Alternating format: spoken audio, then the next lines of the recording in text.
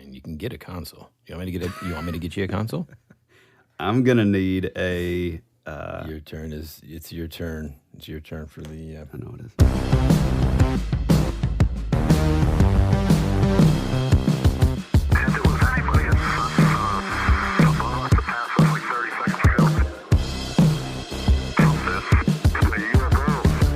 Hey, all you campers, welcome back to your favorite podcast, That Would Be Rad, a podcast that majors in 80s and 90s nostalgia, comic culture, all things paranormal, and minors in retro video games, tabletop RPGs, pre-internet mysteries, and raising our kids to be half as cool as we were back in the 80s.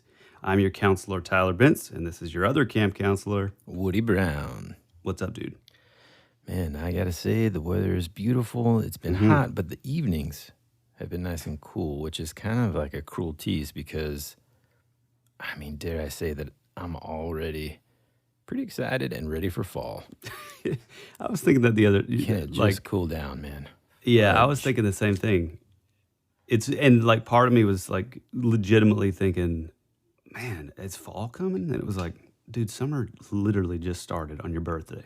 Yeah, but I mean, I don't know, like, because of school and that kind of thing with kids and stuff, summer kind of begins in May for me, and then it's like, yeah, we still in summer. Mm-hmm. That's true.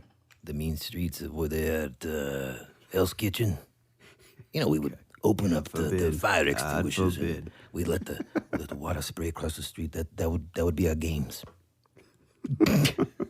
What are we talking about today? Well, I mean, you know, in our intro we talk about how we're into 80s and 90s nostalgia, and really, I mean, frankly, just nostalgia, period. And so when a movie like the one that was just released this past week, I just feel like after watching it, I kind of feel compelled to talk about it. So today, we're going to talk about the brand new movie, well, really the trilogy, in a way, called Fear Street, which is now streaming on Netflix. The first one is Fear Street 1994. You know, something that is confusing before we kind of dive into the movie. So it says that it's loosely based on the R.L. Stein book, Fear Street, but I gotta say, after watching the movie, I don't remember those R.L. Stein books being, you know, that intense. But I've only read the Goosebumps one, so I don't know if he got like a little bit more intense with a, you know, older target audience. I'm not sure. I mean, I don't know about you, but I've kind of, whenever I was watching this, I kind of jotted down my notes with almost no spoilers. I don't know how many spoilers you... Ooh, yeah. What I'm asking you is, do we need to throw up the spoiler siren? Give me that siren.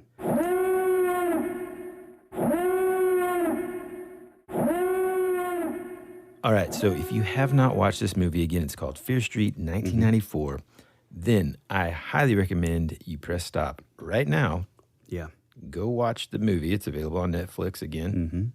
For free, streaming now. And actually, by the time you're listening to this episode, the second movie, which is called Fear Street 1978, will have also been released. But go back and watch the first one for sure before listening. Super excited about any further. Yeah, me too. All right. The first thing I have to say is I love this movie.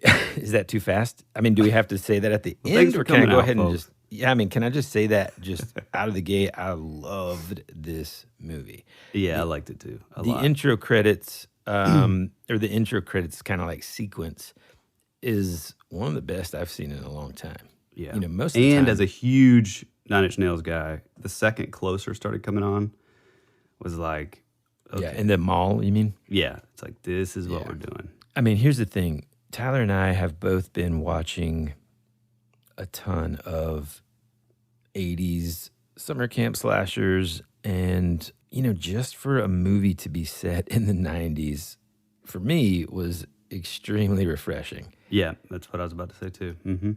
I mean, especially after we kind of dug through, and I would say a lot of the songs that we kind of came up with for our Songs of Summer episode last week, a lot of them really did kind of come out in the 90s. Yeah. Throughout this movie, the soundtrack, even though potentially, you know, relatively cliche to us that grew up in the 90s, I think gives a pretty cool and somewhat broad taste for the younger generation that didn't grow up in the 90s as to the type of music that was playing on Yeah. all of our boom boxes at the time. Which, is it just me turning into an old man? But like, Yep. well, I know the answer, but like, man, it's weird just thinking of like the 90s as like vintage or Yeah. like old. I mean, even though I know that like, I graduated in 99, Woody graduated in 89. 98. So like, there's like that, even though I know that it was a long time ago, it still feels like the 90s were like 5 years ago or something. Yeah. It's bizarre. Well, I mean, it is. And even like whenever someone's like, oh, yeah, this came out in 2003, I'm like, oh, just a few years ago. Just a couple It's years like ago. almost 20 years ago at this point, which is just disgusting.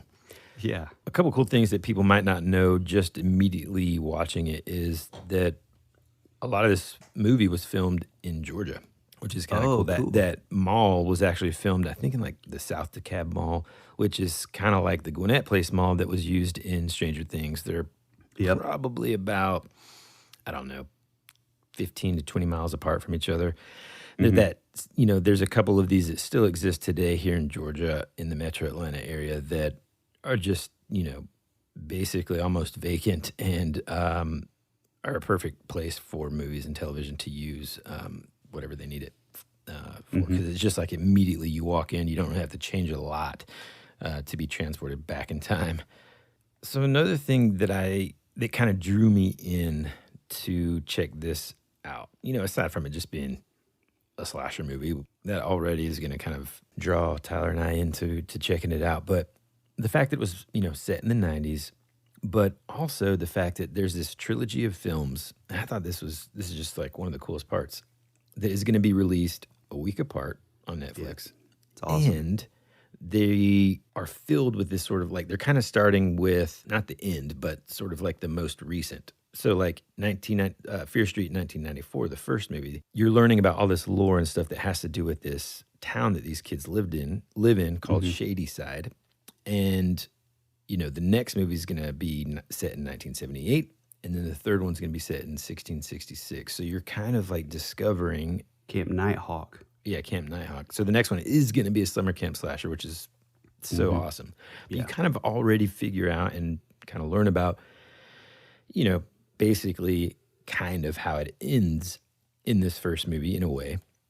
Yeah. And again, I don't want to give too many spoilers away anyway, but man, I just think that to me is super unique. You have this trilogy of movies, you're releasing them a week apart instead of just like, think about it. They could have turned this into a multi-episode show because the movie itself is almost 2 hours long, I think, right? Mm-hmm. Yeah, pretty long. Yeah, and so they could have done that. Which it goes pretty fast though. Yeah, the pacing is like pretty immediate, It is very reminiscent of movies like Scream. I think there's some, intentional and maybe even subconscious sort of nods to that movie. And I think all of the upcoming movies will also have some, oh boy. Jesus, sorry. What you got over there, man? Continue. We'll also have, some nods to all the movies that those of us that are into sort of like, scary movies and that kind of thing. Thrasher movies. Thrashers will kind of recognize, But they do it in a way that isn't, it's almost like homage versus just straight up copying, Yep. And it's refreshing. I never felt watching this movie, I never felt like, oh, they're just copying, whatever. I thought it was a pretty cool way for them to, kind of rope in kids that are about the age of these main characters. Kind of like Scream did whenever it came out when we were kids. Yeah, I also Take it away. I do like the, which I'm wondering if this character in the sequel, the sequel hasn't come out yet, but I do like the little appearance of some of the Stranger Things kids. Cast, yeah. Yep. I think the girl that plays Max, yep, is in the second movie. Mm-hmm. Another cool thing about it too is because of the way that they set this movie up, with there being, and again, this is going to be kind of where the spoiler is a little bit. Basically, they're in this town. We know that something's going on with a witch. Okay. because of that, throughout history, since I guess 1666, people every now and then, every couple of years or whatever, kind of go mad and end up killing a lot of people. And almost those different bad guys or killers or whatever kind of have elements of all the stuff that ends up in a lot of the movies that we like, a lot of the scary movies that we like, you know, that dude that was kind of carrying the axe with like almost like the burlap sack over his head, almost like Friday the 13th Part 2. You know, I think he's going to end up being the guy that's at this Camp Nighthawk. That's movie. I was going to ask you if that was. I think so. I don't know. Kind of the same dude. Because there's like a bunch of them. There's like that weird like kid or something that has like a mask on, and then there's like the milkman. I mean, I think we're going to learn about a lot more. And I will say, anybody that's kind of like, hey, what are we going to watch this weekend? Make sure that if you're watching it with your spouse, that they are okay with some gore. Because initially I thought, I would say 3/4 of the way of the movie, I was like, this isn't as bad. There's a lot of stabbing and that kind of thing, but it's kind of like Scream. My wife likes those movies. She can probably handle this. And then we got to the supermarket. Oh yeah. And that was more reminiscent of like old 80s movies like Chopping Mall and that kind of stuff, where it is very gory. And I was very glad that I watched the entire thing first before deciding whether or not she should watch it with me. And the answer is she's not going to watch it. Yeah, it's a real tip to the hat of those like over the top like 80s. It's like you're basically watching a movie to like fast forward to the scenes where just people are just getting just torn apart. Yeah, and like you said, and like we said at the beginning, it moves pretty quick in terms of the pace, and that happens pretty quickly. Nobody's safe. That's again kind of what I like about this movie. All of the characters are in danger. And man, I don't know about you, but after watching all these, summer camp slashers and stuff recently, every time a character, anytime the writing kind of gives like two characters like some emotional connection or like, raises the stakes a little bit, you're just like, whoop, they're the first to go. Dead. First one that's going to get it. Yeah, exactly. And which I do real quick. I do think that's the genius of like Scream just in general. Is it like it's a very sort of like self-awareness that it like lays out all this stuff, which I think is a really kind of genius, move. The formula, right? Yeah. And I always thought it was cool in the Scream movies how they kind of like really got meta in each movie. Yeah, exactly. Like, it was awesome. If you're just looking at it in terms of it being like the broad sort of like 60,000 foot view, it's a classic sort of scary movie tale where there are teens. They are kind of, split up into a couple different factions. This town, Shady Side, is sort of like the lower income side of things. Another trope that's pretty popular in the 80s. And then you've got like the rich kids or whatever, and there's that rivalry. And then within that, you've got this like lore about this like witch, and then you've got all these like other things. And the way that they kind of incorporated different elements of the 90s into it to kind of like, hint at some of that stuff. Like one of the very beginning scenes, this kid is like chatting on AOL. And they're kind of like researching different stuff. So this is like, again, like the beginning of the internet and, well, mainstream internet, I'll say. And, even his older sister kind of gives him grief for being on AOL for so long because it's so expensive. Yeah, I love that. I just love that there's all this kind of stuff going on, but, they're trying to escape.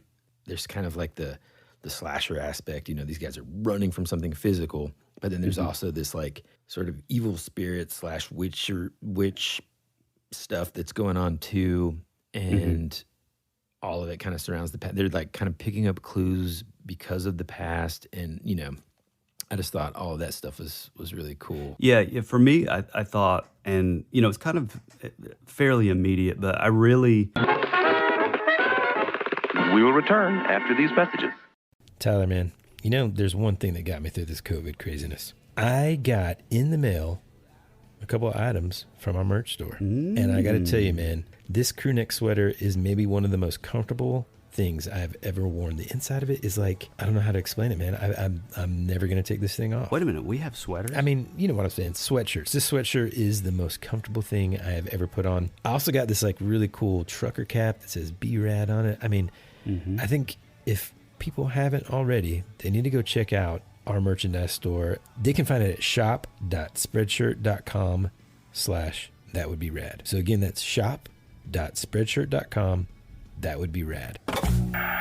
America's future can be determined by our dreams and our visions. It was very intense, bright light. For over 200 years, there have been reports of giant man-like creatures. From another dimension, another world, I don't know. The most intriguing mystery on the North American continent. You're listening to That Would Be Rad. You know, I'm always kind of drawn into like this sort of in my horror movies, I like a little bit of that like supernatural stuff, you know. Yeah. Like with Scream, it was fun and it was cool, but it was like, it's just like, you know, a dude just slicing people up. So, so it starts out like that, and then I really loved how it, you know, you think like, oh well, it's just another like guy in a suit, but it sort of expands into this like over the top kind of supernatural sort of thing. Right. It's really kind of unique, really cool. Well, it's funny because I actually am the exact opposite of that. Like typically I don't gravitate towards the movies that have to do with like ghosts and like spirits and that kind of thing. Just because like I was telling somebody the other day, you know, if someone's coming at me with an axe or a chainsaw or a knife, my thought immediately is, you know, I can at least, I've got some control over the situation. I can run. I can fight. I can scream. You know, whatever it is, I can do something. If it's like some weird ghost spirit thing, you know, what am I going to do? You know? You're a goner. Yeah, so it's like that kind of stuff. Like, you know, I know a lot of people are into like The Conjuring and like the Exorcism of Emily Rose or whatever. All this kind of stuff. Not me, man. I don't. Yeah, my wife is I don't really anti like that stuff.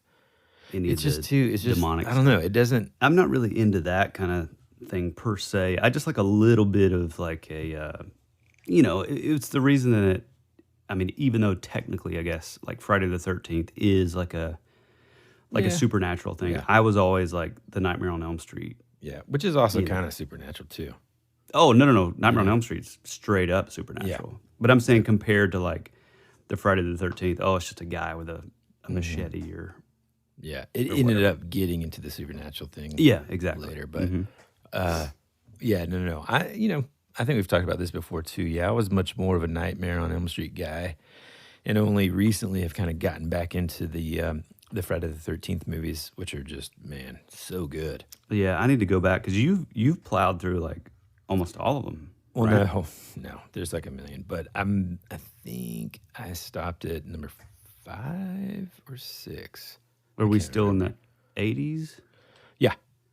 Oh, yeah, man. I feel like they just like cranked them out every year after that first one, dude. Mm-hmm. And I mean, you know, some things that I'd completely forgotten, like Corey Feldman being in, I think it was the 4th one. Oh, wow. I completely forgot. Was he like really young, I guess? Oh, yeah. Yeah, really young. It was probably around the same time that like he was in Gremlins, you know? Like that sort of era. He's like a really, you know, young. Yeah. And I think maybe, just maybe, one of the critiques that people would give this movie potentially is that it did move kind of fast. You know, you don't have a ton of time to really connect with the characters in a way that you like kind of care about them, I guess. Yeah. But I think they provided like enough to where it's almost like that's not really the point, really. It's almost like this initial movie, yes, you're supposed to care about the characters and whether or not they survive this. And there's some certain spots where I'm like, oh man, this is amazing, and I'll get to that in a second. But really, I think its main purpose is to serve as a vehicle to the next couple of movies, you know? And so it's interesting to me too that we already kind of know. I'm interested to see, like, even though they're called 1978 and 1666, if that's solely when that is that all we're going to see, or are we going to kind of like revisit these characters back in the 90s after seeing some of what happened back then, you know? That's what I'm interested to see. But one of the things that I love, I mean, probably one of my favorite quotes in the movie, I had to like write it down, and it will give you, if you haven't watched the movie or if you don't care to or whatever, it'll give you a little bit of a sense of how they do things in this movie. And so the quote is basically, this girl is talking to her crush, and she's sitting there, and she's like, you know, staring into her eyes kind of thing, and she's like, when this is all over, I'm going to take you on a date. We're going to eat cheeseburgers and listen to the Pixies and make out and have the best night of our damn lives. But right now, you've got to die. And I'm like, oh, man. I mean, first off, it sounds like an awesome date, man. Cheeseburgers, the Pixies, that moment kind of immediately took me back to being, you know, a kid in 1994. Yeah. You know, those are the kind of things that would appeal, well, would still appeal to me now, but, you know, certainly then. You know, I just thought that was awesome. And then all of a sudden, so she's describing this like really cool date, and then ends it with, but right now, you've got to die. And it's just like, whoa, you know?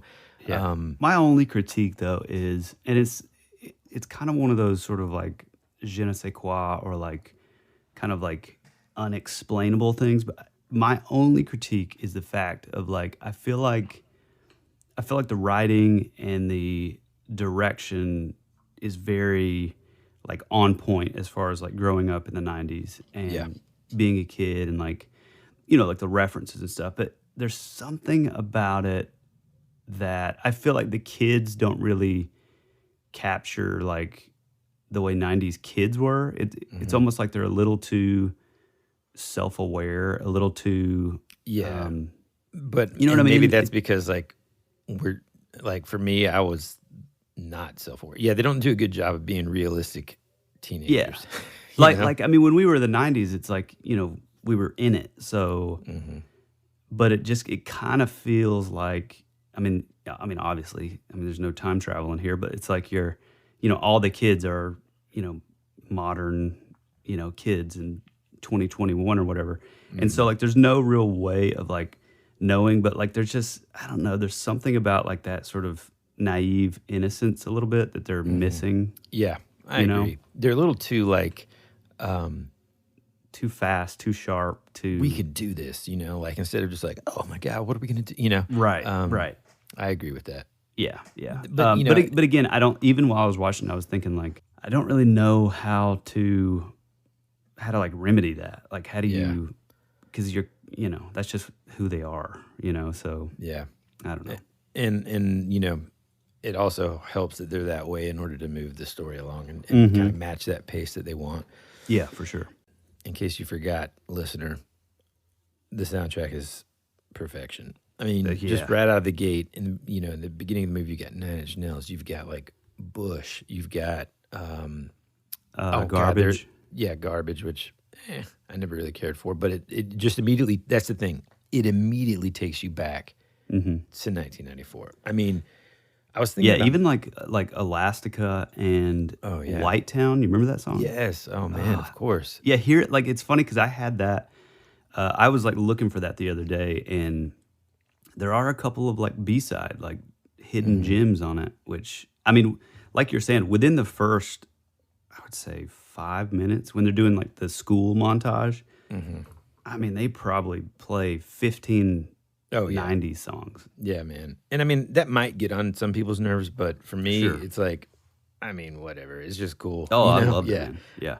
I mean, I got to say, though, I am 10 times more excited about the next one. I am and I'm not, man, because I've been watching these Friday the 13th movies. It's like I've been entrenched in this like summer camp slasher. That, it was like a breath of fresh air. But yes, I'm all like, especially, dude, I loved how they did that at the end, man.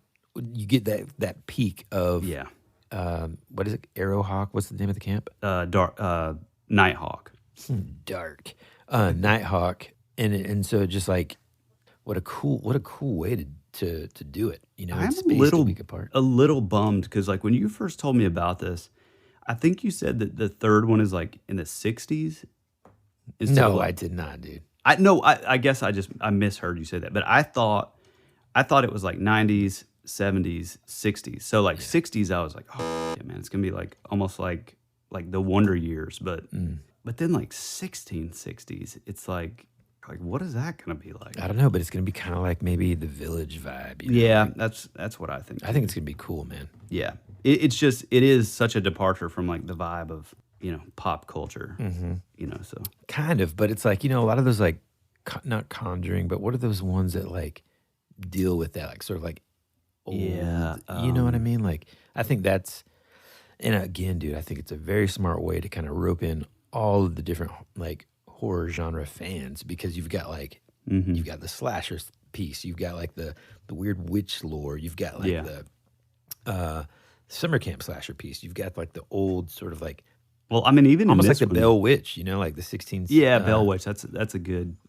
Actually, you know what? That's probably the total vibe that they're going to be using on this. And I think it's going to be, and it's interesting too, because we've seen kind of like pictures of, or now we've seen kind of like some actual footage of this like 1978 era, zero of 1666. So we're just going in like, who knows, Yeah, what it's going to be like, who the actors are, nothing.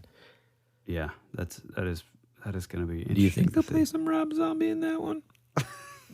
Burn through the witches and down through Or it's just like the witch that gets hung. It's like Cowboy. It's like as soon as like the rope hits, like it's like cling, and she dies. It's like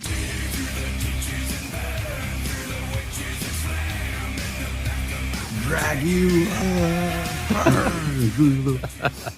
Didn't Boo Boo used to have a thing that he would like sing that in one of his something, man. his voice or something? Oh, I liked how at the very end they, instead of pulling like, I mean, well, when a lot of people think of the Pixies, what song do they think of? Where's My Mind? Yeah. Yep. And I'm glad, even though, I mean, I would have loved to have heard that song in the movie, I was so happy that they chose the song Hey by the Pixies. And of course, which is kind of a weird song. So it is a weird song, man. And it's like super melancholy and kind of for the kids in the 90s, probably a little bit under the radar, because that song was released in the late 80s. Yeah. Obviously, that we would have loved to seen the fact that she gives her a mixtape, and it's like, man, I mean, I used to do that all the time. Oh, yeah, dude. I started thinking about 1994, what was going on for me that year. So for me, I had just moved back to the States.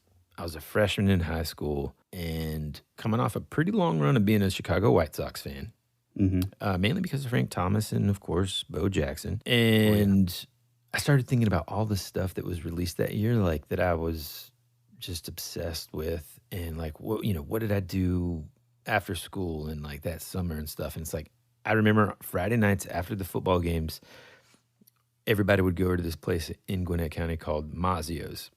It was right there in Buford. It doesn't exist anymore. I think it's like a Title Max place now or something, which sucks because it was one of those pizza places that had like the video games in the table, and like those big pictures of Coca-Cola and those big red Coca-Cola big red glasses. cups, yeah. Oh, dude. Yeah, that's classic, like Pizza Hut too. The Mrs. Pac-Man and the table. Exactly. And I bet it was kind of like the way that building was very much set up just like a Pizza Hut, and it just smelled. I think on Friday nights it was kind of like a all you can eat. What? I was just reminiscing. Just like an all you can eat pizza thing for like $10 or whatever. And so like my parents, who were relatively strict or whatever, were fine. Like they would drop us off there, and it's just all us kids. And so like it's that moment in your life where you're being dropped off at this pizza place, and it's like anything can happen. Oh yeah. You might have a run-in with this girl that you have a crush, or you might get in a fight. Anything could happen. You're kind of coming in there. You've got your Walkman anyway. You walk in. You're listening to whatever music that's setting the vibe for you. And it was just so much fun, man. Not a worry in the world. Nothing but like opportunity in front of you. And I just, man, that was so much fun. Dude, what Did you just squeeze out a fart, man? No, it's this chair, man. Dude, that is the oldest. No, listen. Hold on. Nope, No, hold on. There it is. Hold on. I Listen. know what a chair squeaks. No. Listen. Hold on. It does this. If I like lean up, it does this thing like This a is lower straight, speaking of pitch. 94, one of the first dates I ever went on, I slid into this freaking booth at like Outback Steakhouse. And they had like those leather kind of seats or whatever. And the sound, the noise. it could have been at Mazio's. I don't know. But I slid in there and this was like, and I'm like, huh.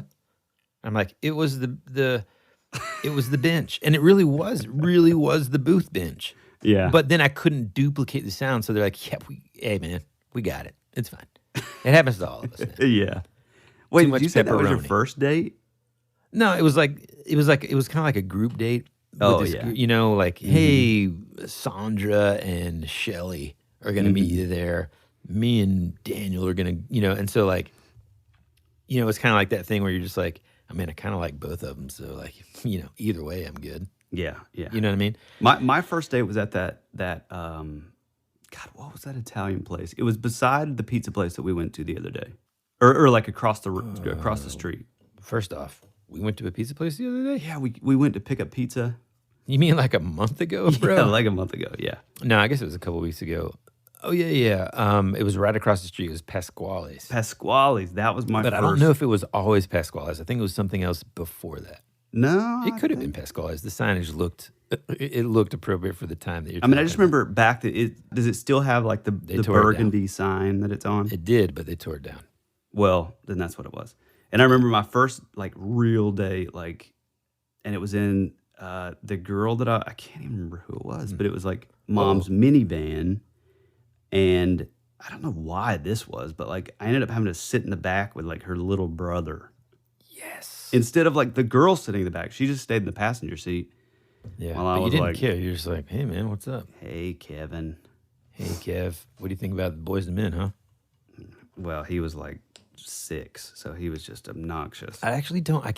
Honestly, I cannot remember like my very first date ever, other than just like that one that I just kind of talked about, where I just like, made the stupid leather seat sound like a freaking Shark. farted. Yeah. Yeah. But dude, I started looking at like what movies came out in '94. Insane, dude. So here's some of the ones that came out that were like, for me, like blockbuster rental like favorites. Oh, yeah. Stargate, True Lies, The River Wild. Oh, yeah. You Sad. remember that one? So sad. Was it sad? Yeah, dude, he dies at the end. Who dies? The dad? Brad Pitt dies. No. River Wild is not with. You're talking about River Runs Through It, which I don't know when that was released. That is what. It could have been '94, but I don't know. Oh, yeah. Jeez, the Shadow. You remember that? Oh, yeah. Maverick. Do you remember that movie? It's Oh, a dude. Western, but it's got. That's one of the best movies. Oh my Mel gosh, Gibson. dude. Mel Gibson, dude. Michelle So Pfeiffer. Is it Michelle? I don't think Oh, it's wait, Michelle wait. Pfeiffer. I think it's Jodie Foster. But Jodie Foster. boy, close. Both of their last names start with an F. Oh, Michelle Foster. Michelle Foster. That movie Camp Nowhere, which is very appropriate for Camp Rad strangeness. Yeah. Listen to this lineup, though. The Usual Suspects, Pulp Fiction, Oh, yeah. Shawshank Redemption, Time Cop, a Van Damme classic, Classic. Speed. Man, Which, by the way, man, you don't hear much about Speed, but that movie was oh my it was gosh, dude. everywhere. It was huge. It was and an international phenomenon. that's when we were introduced to Sandy. Well, Sandy Bullock. Oh, that's right. Now listen to this. This blew my mind. These all came out in '94. I didn't believe it. I had to like verify multiple times. You ready? Mm-hmm. Dumb and Dumber, Ace Ventura, and The Mask. Can you What? believe that, dude? No. What a year for this dude. Oh yeah. Wow. can look it Talk up. about striking while the iron is hot. No kidding, man. Man. Wow, that's crazy. Yep. Forrest Gump, and let's round it out with the most important movie in '94 that came out for me, which was The Crow. Oh, dude, 100%. So, I mean, what a year, right? And so I Yeah. tried to put myself back into that mindset when I was thinking about this movie and stuff. And yeah, I think overall the movie itself is kind of like a glossy, version of this. But the good news is the lady that directed it, I think her name is, if this is not how you pronounce it, forgive me, but her name is Leah Janiak. Rennie. No, Janiak. And she was born in 1980. So she grew up the same time we did. And so I feel like that kind of probably helped it from getting any glossier. Yeah. And at the same time, I don't know about you. Do you agree that like it didn't feel like, oh, these folks are just making Stranger Things 1990s, Right. Which I was kind of nervous about. I mean, I could see, like, I think for, like, the generation a little older than us, it's funny you say that, because that was one of the things that I sort of thought of. I was like, I wonder if, like the 3 or 4 grades above us, like... Yeah. The guys and gals that were like seniors when we were friends. Exactly. Like the cool kids back then. I wonder if that age group watches this movie and sees it as like... What a cheesy rendition of the 90s. Yeah, it's just like a money grab for like the older Gen Xers, I guess. Yeah. I mean, I will say it doesn't have the same... To me, the fashion didn't quite, at least how I grew up in the 90s, where I grew up and stuff. But I mean, 94 was a weird year because you had like, grunge was basically at its peak. We talked about this album the other last week on our Songs of Summer, but Weezer and all these other bands were starting to get a lot more attention. Yeah. So fashion was kind of weird. And I thought they did kind of fall into a more neutral sort of approach to the fashion.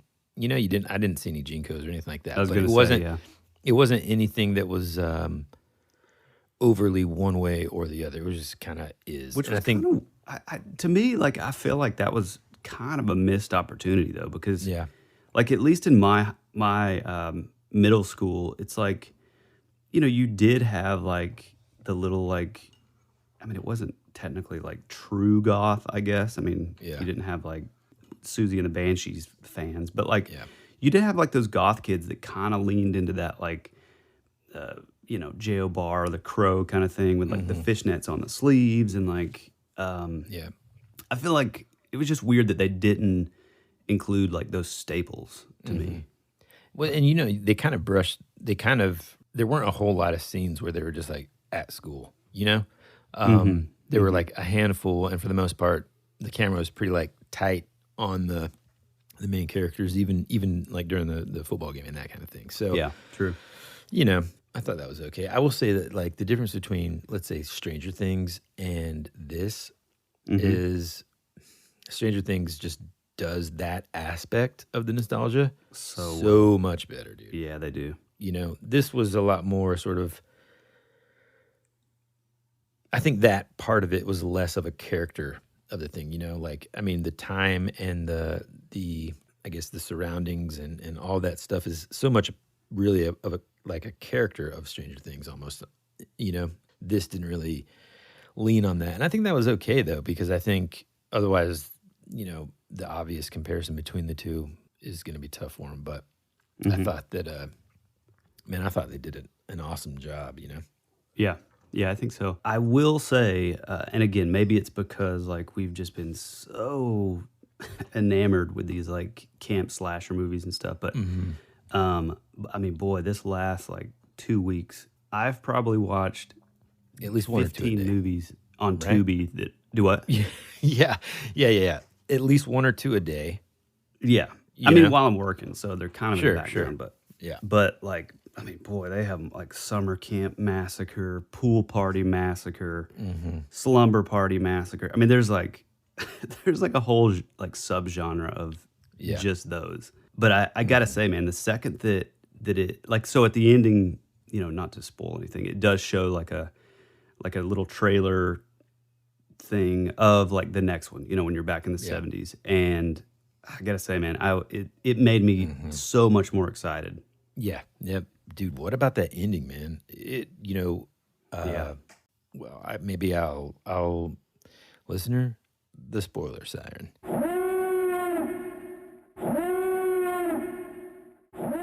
But dude, whenever like her girlfriend like is like standing there, and then you realize that she just like stabbed her, and you're like, what the, like she got possessed. It's like she's talking to that survivor, and then that girl's now possessed by the witch or whatever, and then they like tie her up with the phone, and then yeah, dude, and then like the survivor's like talking about like I was the only one that lived or whatever, and then it goes into an intro of the next movie. Yeah. And then the way it ends, and then it just like slaps the 1978 like up on the Which was screen. awesome. Golly, man. And then the end credit song is freaking White Zombie. Yep. Dude, it like nothing could be more 90s, man. I mean, Yeah. that was literally the only thing. Look, if I'm going to be disappointed in anything about this movie, not one Oasis song, man. I mean, that's when Definitely Maybe came out. You know? And they were But, sort of a phenomenon at the time. Kind of. That album did really well, but they weren't as mainstream as when, like in 96 or 95, when What's the Wonderwall. Story? Yeah, and all that stuff came out. So I get it, but if it would have been in there, then it would have been like, man, that's exact. So Now I wonder if like the production teams are in any way kind of like tied to the Stranger Things. no, from what I could gather, man, this is like this director's. She did one other thing, I think, in 2016 that was like her debut, and then she's kind of directed a couple episodes of the Scream series, I think, in like around that same time. And but no, I think this is like her fit. I think this is gonna be what launches her, man. Because I thought like the photography and stuff, and the way they built suspense with it, and utilizing that, and a lot of the shots were really, really cool. So Yeah. My only other sort of thing, which didn't really bother me, but like when I saw it, I was thinking like, okay, I think there may be some people that are really bothered by this of like but I don't know how else you would do it, is like when sort of the kind of like madness kind of takes over, their nose starts bleeding. oh yeah, It's like, I could see people being like, oh, that's like 11. yeah. But I mean, I don't know how else you would do it unless your eyes turn black or, Yeah.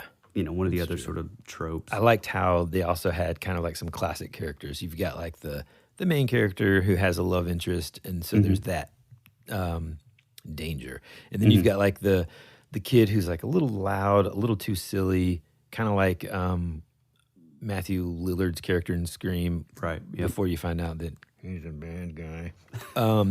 And that kid reminded me of Matthew Lillard. Yeah. Like kind of over the top, loud, silly. Can kind of fit into anywhere because in any circle he's just gonna like find his way to make people laugh, kind of thing.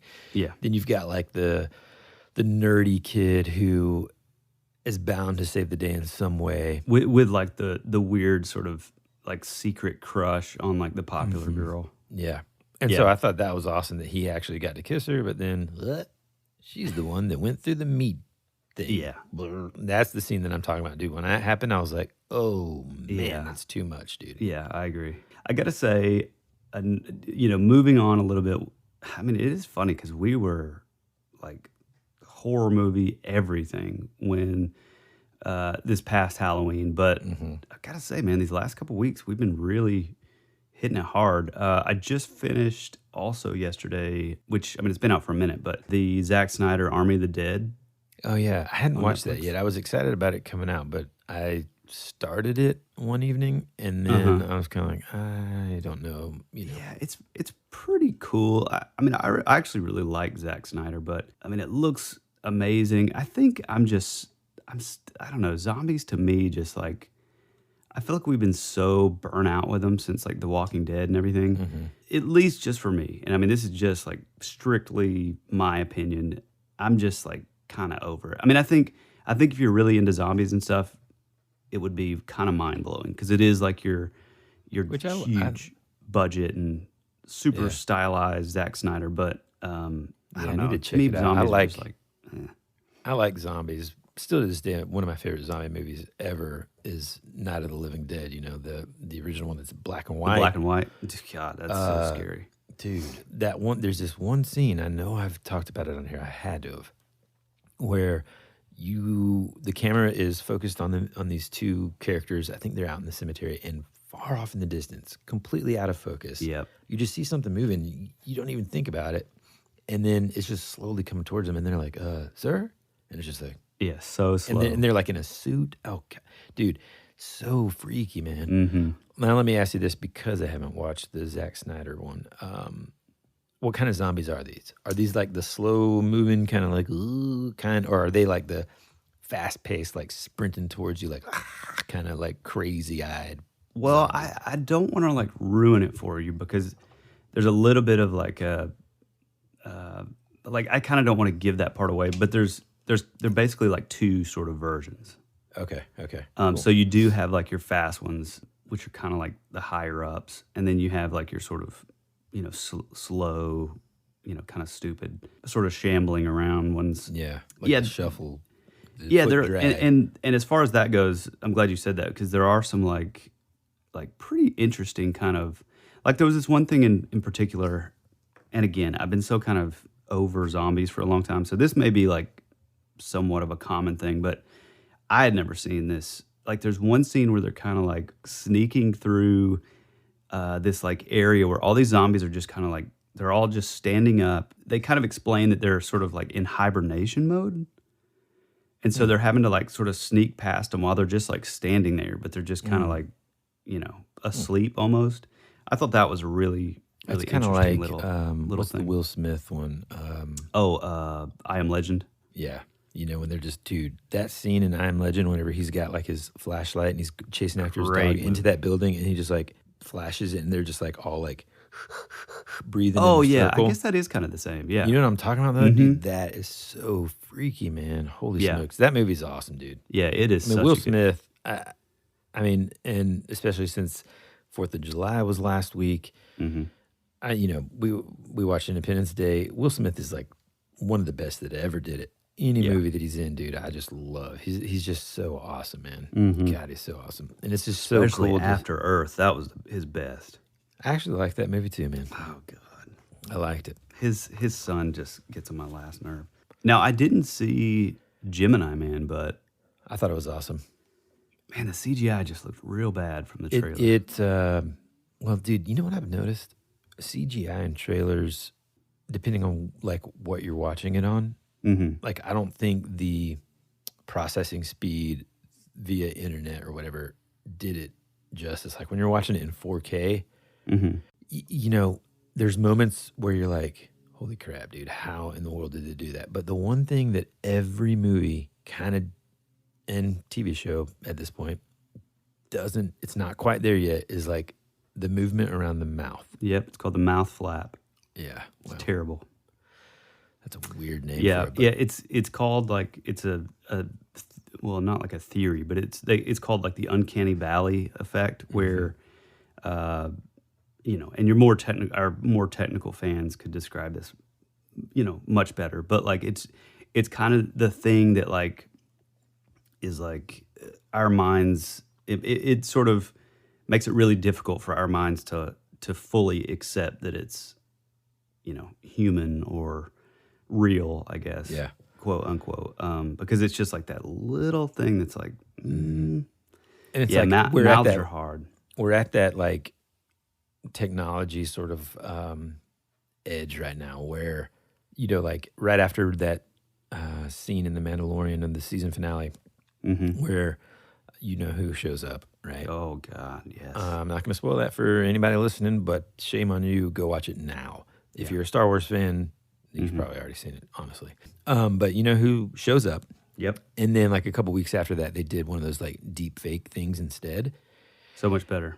So much better. And I think that's probably going to be the methods that are used in the future. Because, I mean, that's the thing about this Gemini Man thing. I'm telling you, dude, there's certain moments where you're like, how in the heck did they do that? Anyways, you should watch Gemini Man. It's definitely worth the watch. There's some really freaking awesome action sequences that are just, God, really, really Oh, man, cool we're and forgetting. smart.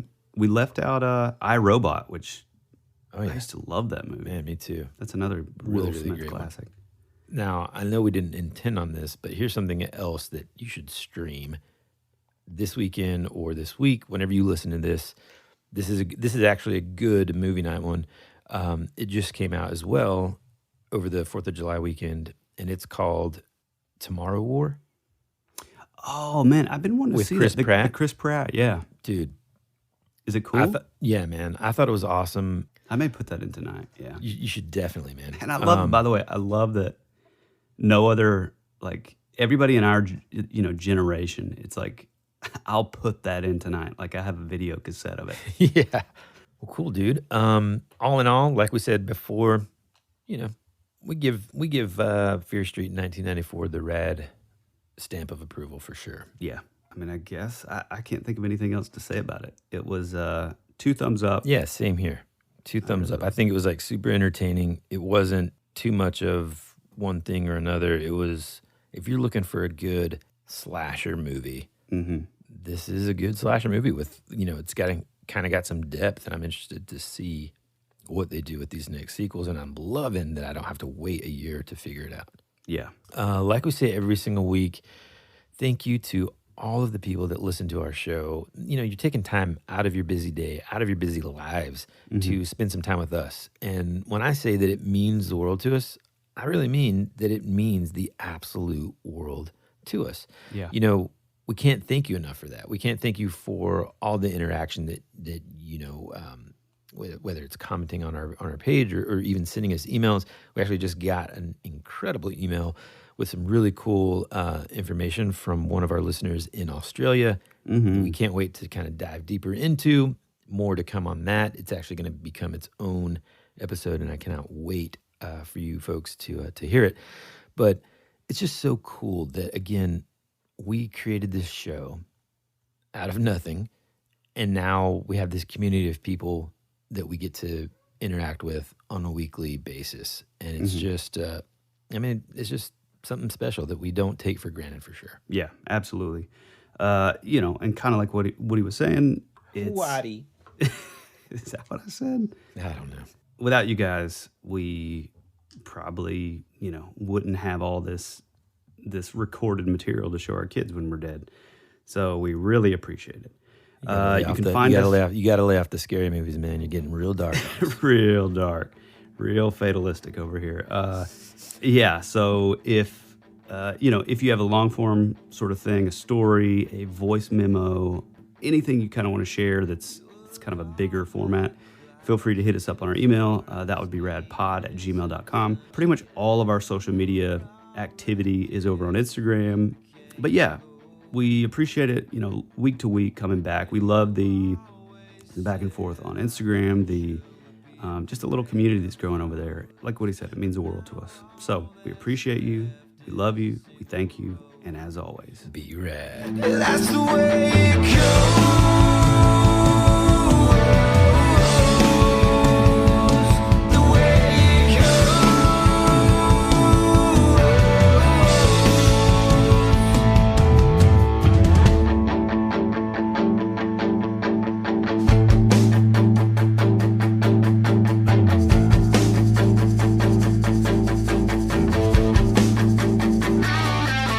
You're my favorite song on the radio that's on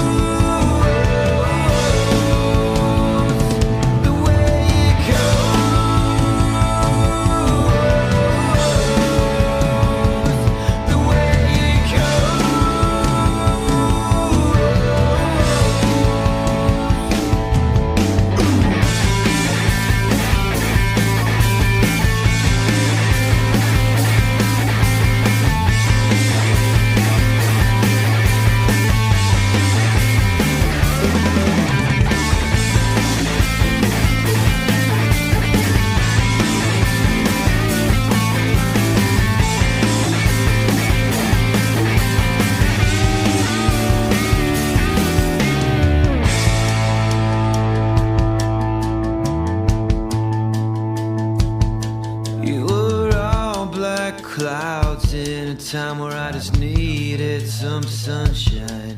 You were already dead, for you became a ghost. You always said our future would be a parade of flowers, but now all that's left is a single rose. That's the way it goes.